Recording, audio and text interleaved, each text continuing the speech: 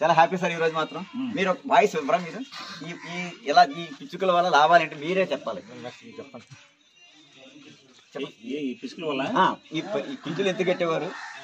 Main ఏంటంటే వాటి కొంచెం ఆహారం వల్ల మెయిన్ టాస్క్.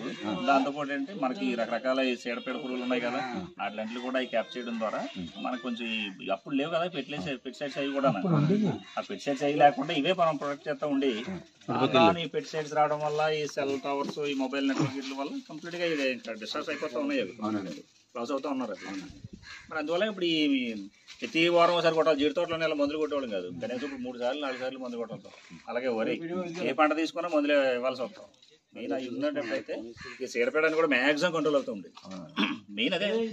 ఒకసారి రెండో విషయం ఏంటంటే వాటికి కొంచెం ఆహారం పెట్టడం వల్ల, నీళ్ళు కానీ ఆహారం కానీ పెట్టడం వల్ల ఏంటంటే వాటి జనరేషన్ కొంచెం మనం ఏమన్నా పుషప్ చేయడానికి అవుతుందని చెప్పేసి చెప్తా ఉంటారు. మెయిన్ టాస్క్ అదే మెయిన్.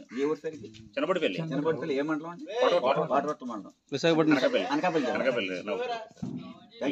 సందేశం ఇచ్చారు. భారతీయ వికాస్ ఫౌండేషన్ తరఫున మీకు హృదయపూర్వక ధన్యవాదాలు. పెద్ద మీకు కూడా నమస్సుమాంజలి. మీ అందరికి కూడా థ్యాంక్ యూ.